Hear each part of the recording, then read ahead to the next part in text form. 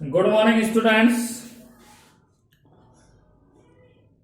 Last video में हमने आपसे प्रकाश की प्रकृति एवं प्रकाश संश्लेषण की क्रिया विधि पर आपसे चर्चा की और आपको बताया कि सूर्य का जो प्रकाश होता है उसमें विद्युत चुंबकीय तरंगें होती हैं। ठीक है। दो क्रमागत सुरंग या गर्तों के मध्य की दूरी को तरंग दैर्ध्य कहते हैं। आपको बताया कि तरंग ऊर्जा जो होती है वो तरंग दैर्ध्य के व्युत्क्रमानुपाती होती है। तरंग ऊर्जा तरंग दैर्ध्य के व्युत्क्रमानुपाती होती है। देखिए, सूर्य के प्रकाश में जो विद्युत चुंबकीय तरंगें होती हैं उनमें दृश्यमान प्रकाश होता है। ठीक है। और दृश्यमान प्रकाश में 7 रंग होते हैं। दृश्यमान प्रकाश में कितने रंग होते हैं? 7 रंग होते हैं, जिसमें तरंग दैर्ध्य का जो प्रकाश होता है वो 390 नैनोमीटर से 760 नैनोमीटर होता है। पौधे जो होते हैं वो सर्वाधिक रूप से लाल रंग की तरंग दैर्ध्य को सर्वाधिक रूप से क्या करते हैं? ग्रहण करते हैं, अवशोषित करते हैं, तथा बैंगनी रंग की तरंग दैर्ध्य को सबसे कम प्रकाश संश्लेषण की क्रिया के दौरान क्या करते हैं? ग्रहण करते हैं। आपको बताया कि सूर्य के प्रकाश के विकिरणों में जो विद्युत चुंबकीय तरंगें होती हैं उन विद्युत चुंबकीय तरंगों में उच्च ऊर्जा के कण पाए जाते हैं जिन्हें फोटोन कहते हैं। विद्युत चुंबकीय विकिरणों में उच्च ऊर्जा के कण पाए जाते हैं जिन्हें क्या कहा जाता है? फोटोन कहा जाता है। उसके बाद हमने आपसे बात की थी क्वांटम। एक फोटोन में निहित ऊर्जा को क्या कहा जाता है? क्वांटम कहा जाता है। क्वांटम उत्पादन आपको बताया कि एक क्वांटम या फोटोन के द्वारा अवशोषित या व्यय होने के पश्चात, ठीक है, या अवशोषित क्वांटम या फोटोन से ऑक्सीजन के निर्माण होने की क्रिया को या ऑक्सीजन के निष्कासित होने की क्रिया को ही क्वांटम उत्पादन कहते हैं। इसके बाद हमने आपसे प्रकाश संश्लेषण की क्रिया विधि पर आपसे बात की। सूर्य का प्रकाश जब पौधे की पत्तियों पर आपतित होता है तो सूर्य के प्रकाश को पर्णरहित और सहायक वर्ण क्या करते हैं? ग्रहण करते हैं, जिससे जल का प्रकाशिक अपघटन होता है और जल के प्रकाशिक अपघटन से हाइड्रोजन आयन, इलेक्ट्रॉन तथा ऑक्सीजन गैस क्या होती है? मुक्त होती है। ये मैंने पहला आपको प्रकाश संश्लेषण की क्रिया विधि का पहला चरण आपको बताया। दूसरा बिंदु हमने आपको बताया है कि जो इलेक्ट्रॉन मुक्त होते हैं वो प्रकाश तंत्र के विभिन्न ग्राहियों में से होकर के गुजरता और अंत में ATP plus NADP plus H आयनों का निर्माण करते हैं, जो एक प्रकार की संचित ऊर्जा होती है। तीसरा बिंदु मैंने बताया कि एटीपी और NADP H प्लस आयन के रूप में जो ऊर्जा उत्पन्न होती है वह कार्बन डाइऑक्साइड के अपचयन की क्रिया में सहायक होती है, जिससे कार्बनिक पदार्थ या ग्लूकोज या शर्करा का क्या होता है? निर्माण होता है। These are the three steps of mechanism of photosynthesis। ये प्रकाश संश्लेषण की क्रिया विधि के 3 प्रमुख बिंदु थे जिस पर मैंने आपसे चर्चा कर ली। डियर स्टूडेंट, आज जो हम आपसे चर्चा करने जा रहे हैं उस पर हम बात करेंगे प्रकाश संश्लेषण की क्रिया के, ठीक है, प्रमुख चरण, ठीक है, स्टेप्स ऑफ फोटोसिंथेसिस। आइए बात करते हैं स्टेप्स ऑफ फोटोसिंथेसिस पर।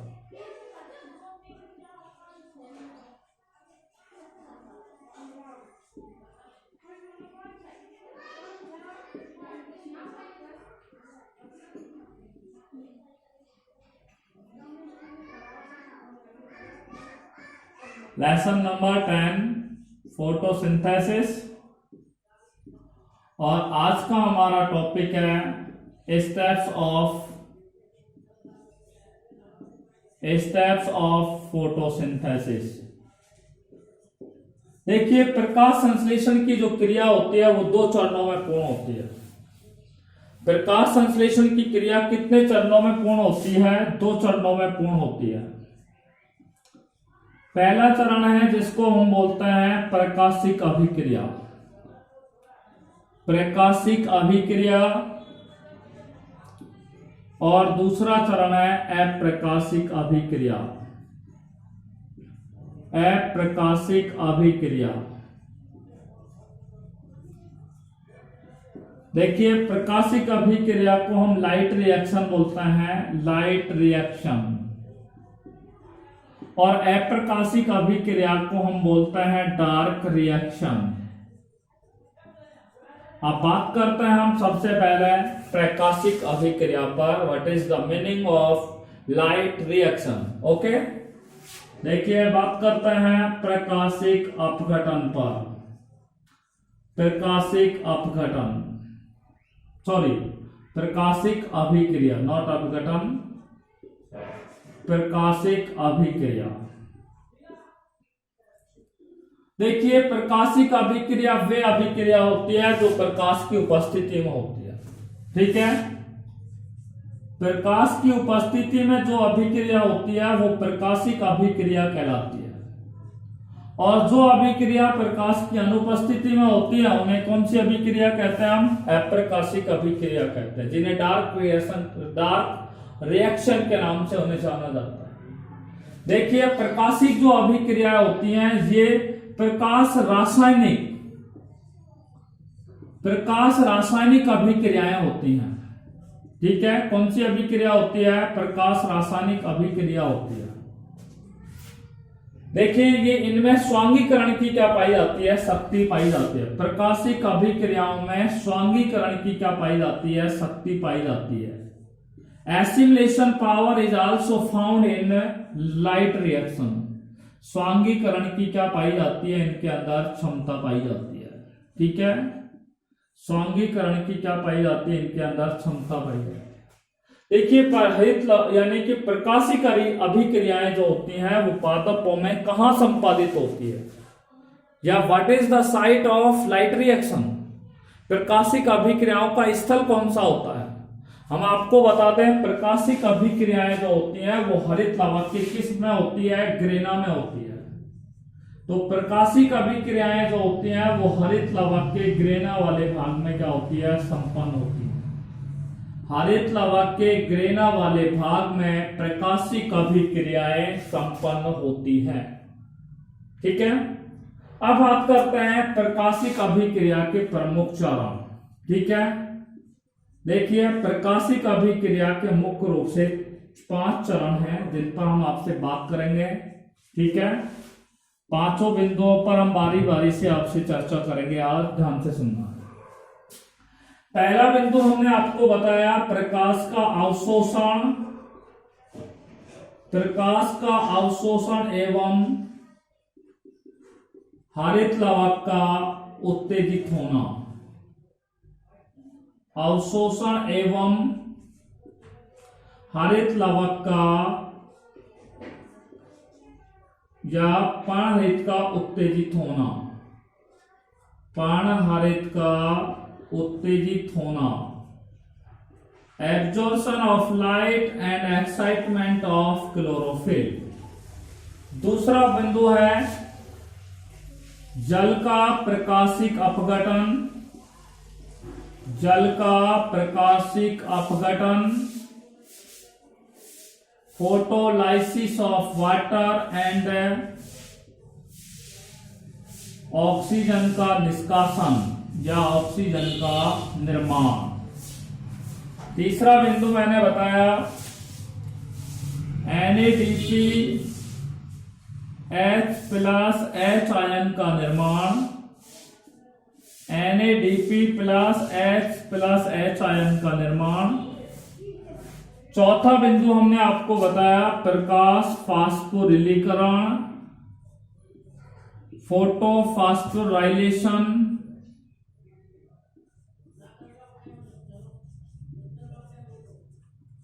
लास्ट आपको बता रहे हैं लाल पतन, जिसको रेड ड्रॉप के नाम से जानते हैं।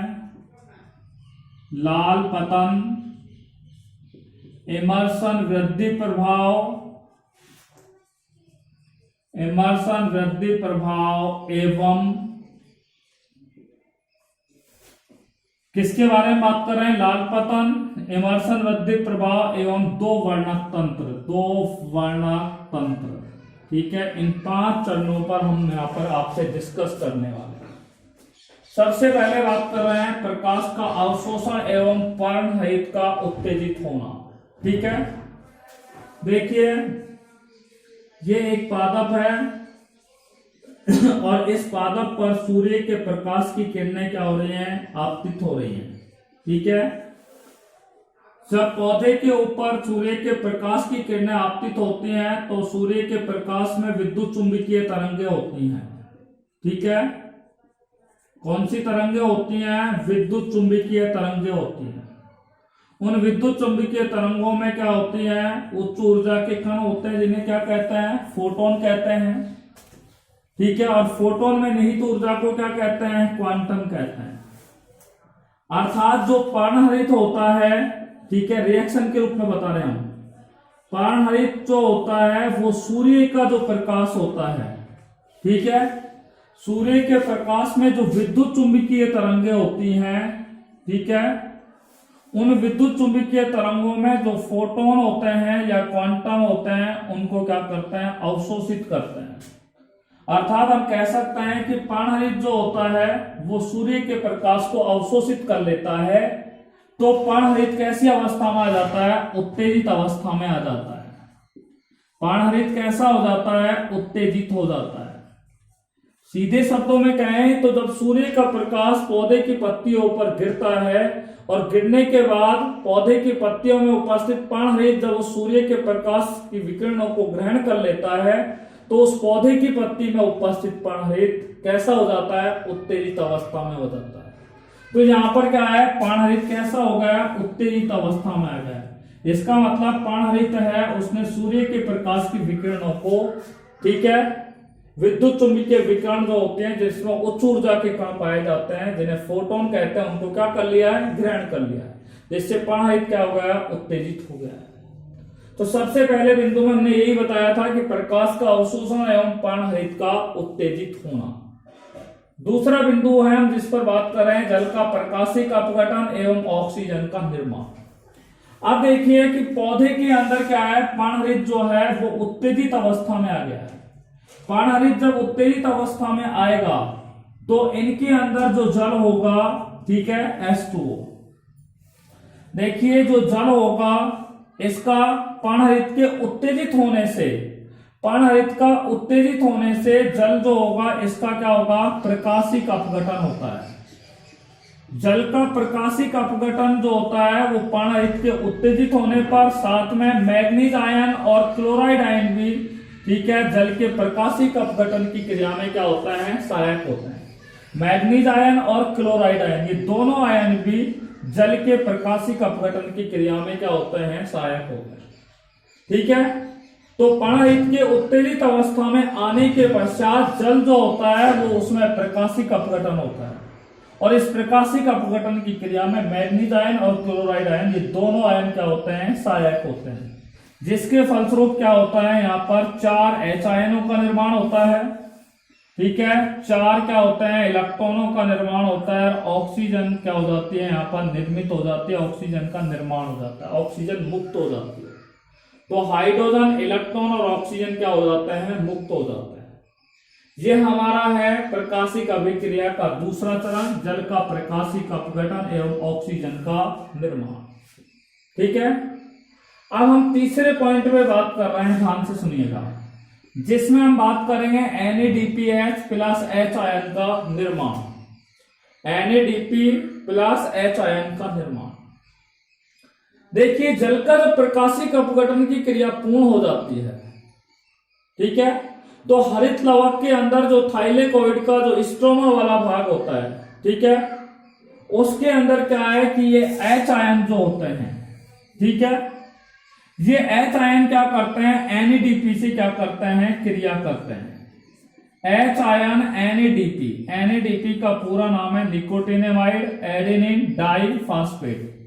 Nicotinamide N4 nicotinamide, A4 adenine, D4 di, P4 phosphate. NADP जो होता है वो H आयनों से क्रिया करता है और NADP H प्लस H आयनों का क्या हो जाता है, निर्माण हो जाता है। ठीक है, यह एक प्रकार की क्या होती है, संचित ऊर्जा होती है और यह संचित ऊर्जा क्या काम करती है, कार्बन डाइऑक्साइड का अपचयन करती है और कार्बन डाइऑक्साइड के अपचयन से CO2 जो होती है उसका ये अपचयन किसके द्वारा किया जाता है, NADP H प्लस H आयनों द्वारा किया जाता है और कार्बन डाइऑक्साइड जो होता है उसका अपचयन किस में हो जाता है, ग्लूकोज में हो जाता है। ठीक है, तो ये अभिक्रिया कौन सी कहलाएगी, NADPH प्लस H आयन का निर्माण हो गया। और NADPH प्लस H आयनों के निर्माण के पश्चात, ठीक है, यानी कि आपने देखा कि प्रकाशिक अपघटन की क्रिया के दौरान H आयन बना है और वो H आयन किससे क्रिया करता है, NADP से क्रिया करता है और NADP जब H आयन से क्रिया करता है तो NADPH प्लस आयनों का निर्माण हो जाता है। NADPH प्लस H आयन जो होता है वो कार्बन डाइऑक्साइड का अपचयन करते हैं और ग्लूकोज का क्या करते हैं, निर्माण करते हैं। तीसरा बिंदु हमारा समाप्त हो गया। चौथा है प्रकाश का फास्फोरिलीकरण।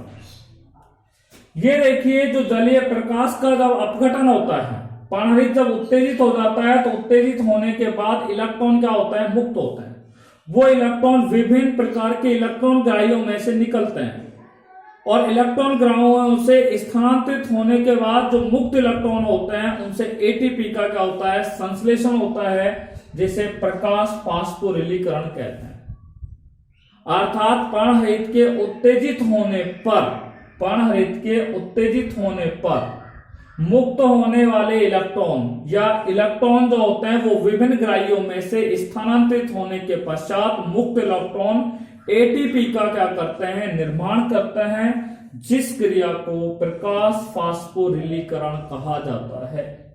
ठीक है, प्रकाश फास्फोरिलीकरण आई थिंक सभी के समझ में आ गया होगा। लाइट फास्फोराइलेशन क्या है, मैंने आपको बताया है कि पौधे जो होते हैं उनमें पर्णहरित जब उत्तेजित अवस्था में आ जाता है, पौधों में जब पर्णहरित कौन सी अवस्था में आ जाता है, उत्तेजित अवस्था में आ जाता है, पर्णहरित उत्तेजित अवस्था में आ जाता है तो इलेक्ट्रॉन मुक्त होते हैं। इलेक्ट्रॉन मुक्त जब होते हैं तो ये विभिन्न प्रकाश तंत्र या विभिन्न ग्राहियों में से होकर के, प्रकाश तंत्र के विभिन्न ग्राहियों में से होकर के गुजरता है और गुजरता है तो इलेक्ट्रॉन मुक्त होते हैं और इलेक्ट्रॉन मुक्त होने पर ATP का निर्माण होता है, जिस क्रिया को क्या कहा जाता है, प्रकाश फास्फोरिलीकरण कहा जाता है।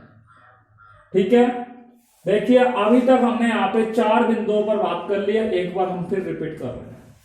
हमने बताया कि प्रकाश संश्लेषण के चरण, प्रकाश संश्लेषण के मुख्यतः 2 चरण हुए हैं, प्रकाशिक अभिक्रिया और अप्रकाशिक अभिक्रिया। देखिए प्रकाशिक अभिक्रिया जो होती है वो प्रकाश की उपस्थिति में होती है, अर्थात एक प्रकाश रासायनिक अभिक्रिया होती है। इनमें स्वांगीकरण की क्षमता पाई जाती है या शक्ति पाई जाती है। प्रकाशिक अभिक्रिया जो होती है वो हरित लवक के ग्रेना वाले भाग में पाई जाती है। देखिए प्रकाशिक अभिक्रिया 4-5 चरणों में पूर्ण होती है। 5 चरण हमने यहाँ पे लिखे हैं। प्रकाश का अवशोषण एवं पर्णहरित का उत्तेजित होना। हमने आपको बताया कि पौधे जो होते हैं उन पर सूर्य का प्रकाश क्या है, गिरता है तो पौधे की पत्तियों पर, ठीक है, या पौधे की पत्तियों पर जब सूर्य का प्रकाश आपतित होता है तो पौधे की पत्तियों में उपस्थित पर्णहरित क्या होता है, पर्णहरित जो होता है वो सूर्य के प्रकाश को अवशोषित कर लेता है और अवशोषित करने पर उस पौधे की पत्तियों में उपस्थित पर्णहरित जो होता है वो उत्तेजित अवस्था में आ जाता है। दूसरा पॉइंट बताया जल का प्रकाशिक अपघटन एवं ऑक्सीजन का निर्माण।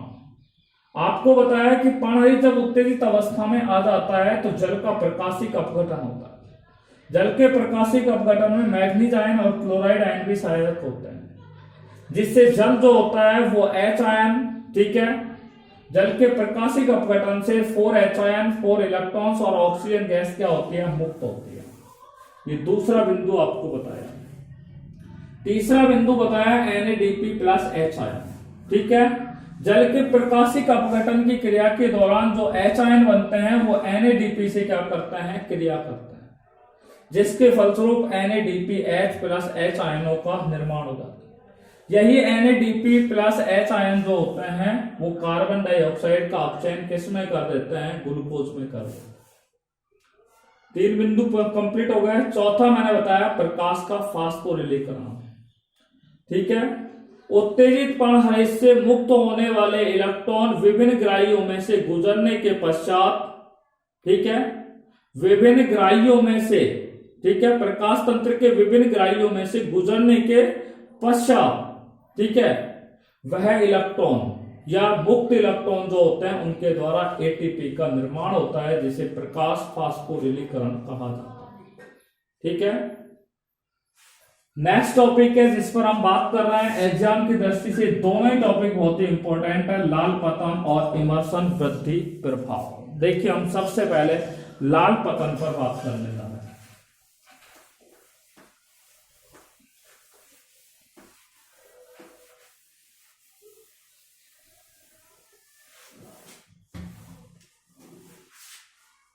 देखिए लाल पतन,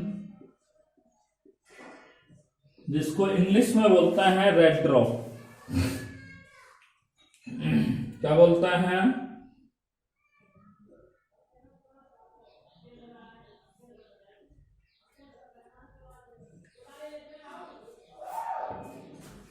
लाल पतन।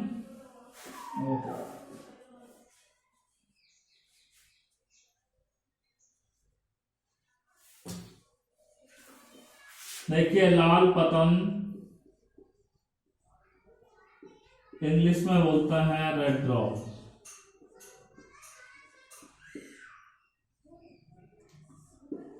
देखिए 1957 में इमर्सन और उसके सहयोगी वैज्ञानिक थे। इमर्सन और उसके कौन थे, सहयोगी वैज्ञानिक थे।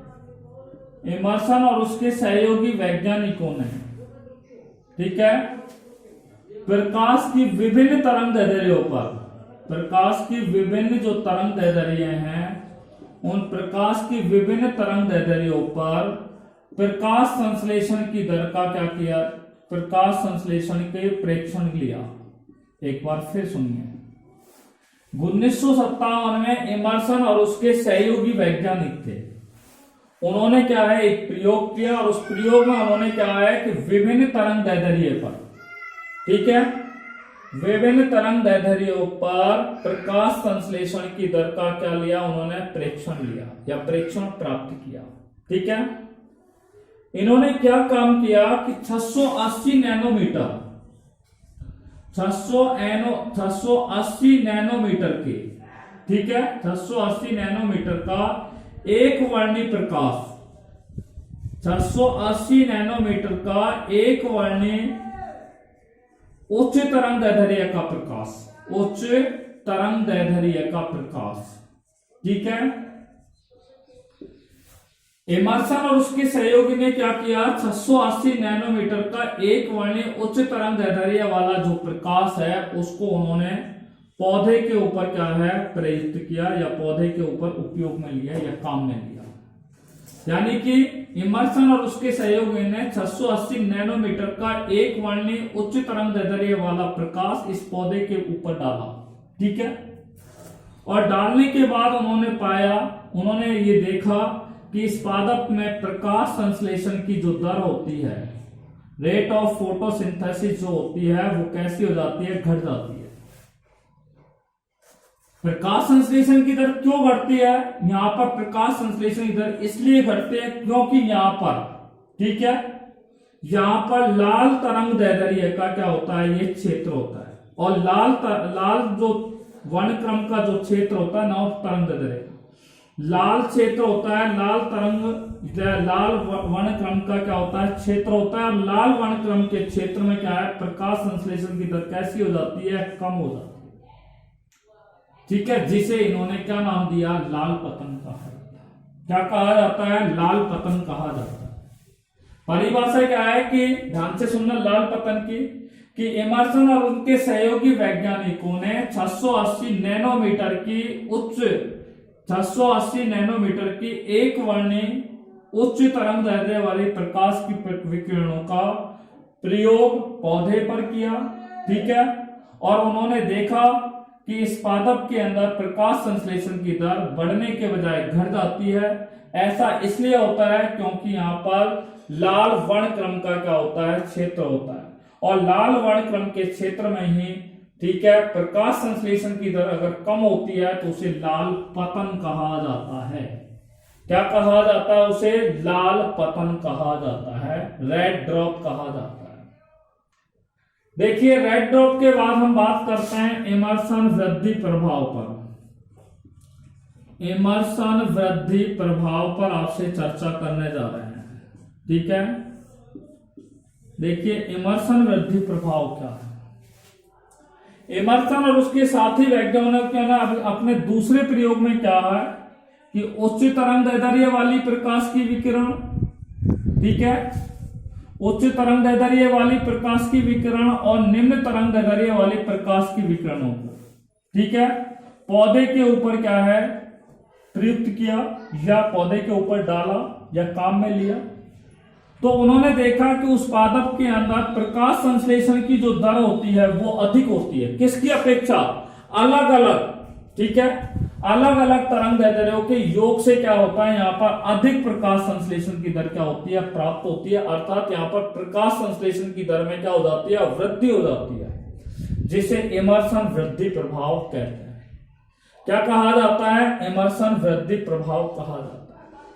तो इमर्सन ने अपने दूसरे प्रयोग में उच्च तरंग दैर्ध्य वाली और निम्न तरंग दैर्ध्य वाली दोनों ही प्रकाश की तरंग दैर्ध्यों को एक साथ एक पौधे पर क्या है प्रयुक्त किया, और उन्होंने पाया कि जब दोनों तरंग दैर्ध्यों को एक साथ किसी पौधे पर प्रयुक्त किया जाता है तो वहां पे प्रकाश संश्लेषण की जो दर होती है वो अधिक हो जाती है, किसकी अपेक्षा? अलग अलग, ठीक है, अलग अलग तरंग दैर्ध्य के मान से या अलग अलग तरंग दैर्ध्य के योग से यहाँ पर अधिक प्रकाश संश्लेषण की दर का मान क्या हो जाता है, अधिक हो जाता है, जिसे इमर्सन वृद्धि प्रभाव कहते हैं, ठीक है।